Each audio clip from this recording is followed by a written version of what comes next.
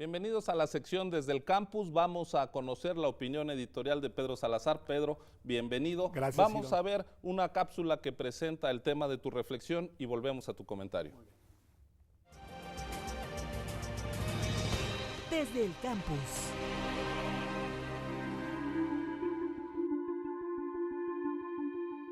En los últimos meses, han venido madurando importantes reformas constitucionales que prometen cambiar las reglas de funcionamiento de algunas áreas estratégicas en el país. Por el momento, la reforma educativa ya ha sido aprobada y es muy probable que lo mismo suceda con las reformas en materia de telecomunicaciones y de transparencia. Y aunque se trata de temáticas muy diversas, en los tres casos existe un denominador común. Para garantizar su implementación y su funcionamiento, se contempla la creación de organismos con autonomía constitucional especializados. Así que a partir de ahora, además del Instituto Federal Electoral, del Banco de México, del Instituto Nacional de Estadística y Geografía y de la Comisión Nacional de los Derechos Humanos, contaremos con otros 3 órganos constitucionales autónomos. Identificar la naturaleza jurídica, las características específicas y el lugar que les corresponde dentro del diseño del Estado mexicano resulta oportuno y necesario. A ello dedicaremos el día de hoy nuestra sección Desde el Campus.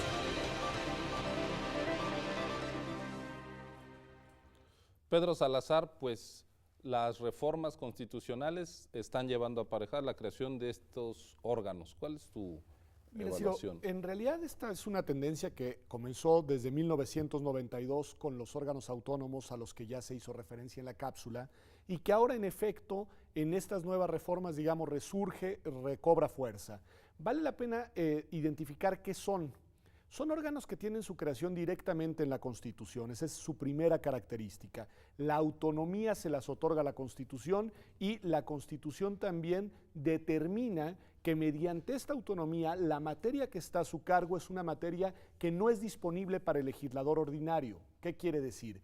Quiere decir que al reservar para estos órganos, digamos, una serie de facultades constitucionalmente establecidas, el legislador ordinario, el legislador secundario, no puede disponer de esas facultades, no puede asignarlas a otra autoridad y lo más que puede hacer es, digamos, reglamentarlas en su trabajo legislativo. La tercera característica es que se trata de áreas estratégicas o de particular relevancia para el Estado en su conjunto, así como la materia electoral, como la protección no jurisdiccional de los derechos humanos, como la generación de información y como, digamos, la materia monetaria. Bueno, se trata de áreas que tienen una relevancia no únicamente para el gobierno, sino para el Estado en su totalidad.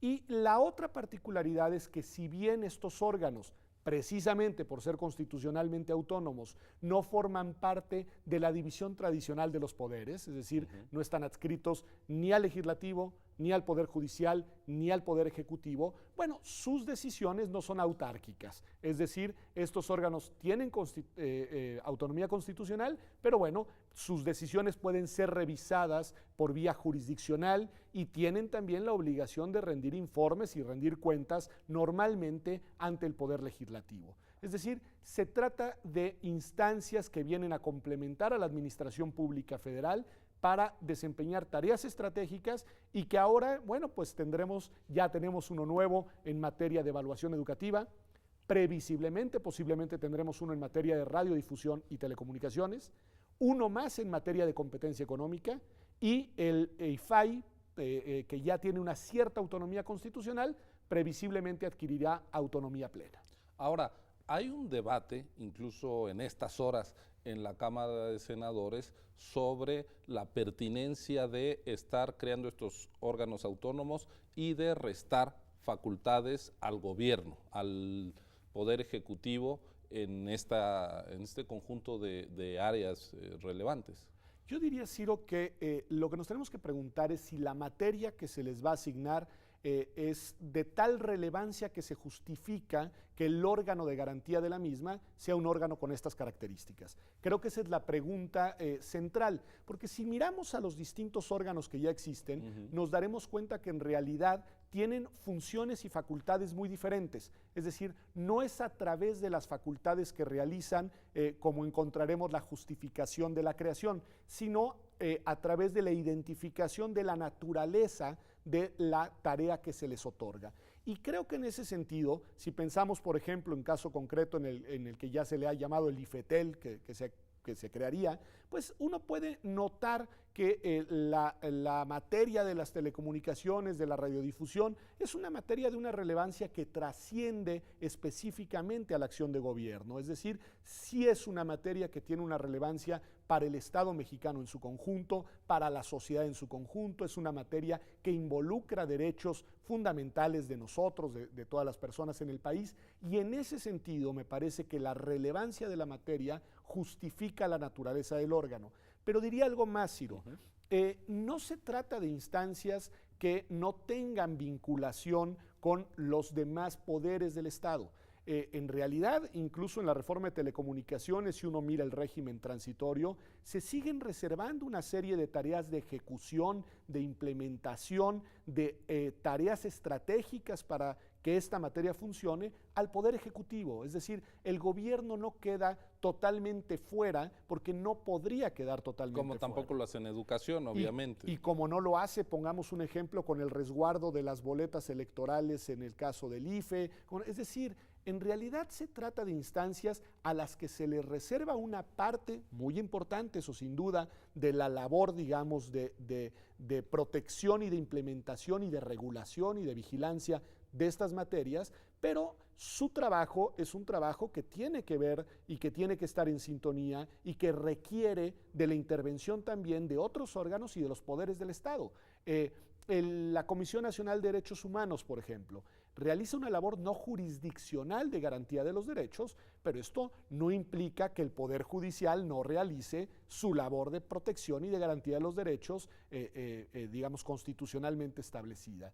Creo que ese tipo de complementos institucionales es lo que permite que el Estado mexicano pueda contar con estos órganos y que no pierda necesariamente, digamos, coherencia, compacidad. Ahora, naturalmente, aunque a veces en el debate académico pareciera que no, el diseño de una constitución política es un diseño propiamente político, lo cual implica que hay una historia, que hay unos antecedentes, hay un contexto en el cual se están construyendo las normas máximas, y en el caso de México, por ejemplo, pues lo que hemos visto desde el inicio de las autonomías, derechos humanos, el IFE, pues lo que se trataba era de acotar la discrecionalidad del Ejecutivo, y ahora lo que podemos ver es también una necesidad de fortalecer al Estado mexicano, aunque eso no pase por o implique no darle más atribuciones al Ejecutivo, sino eventualmente reducírselas y colocarlas en otra área. Yo creo que lo dices muy bien.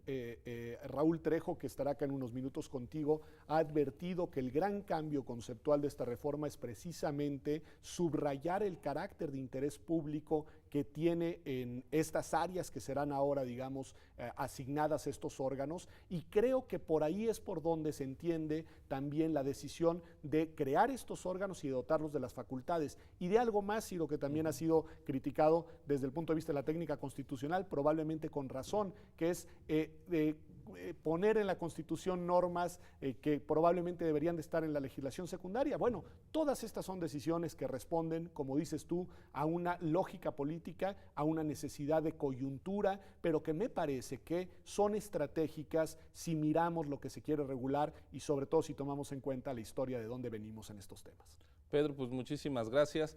Habrá que estar pendientes finalmente en cuál es el diseño final que se les da a estos nuevos órganos que están a discusión en el Poder Legislativo.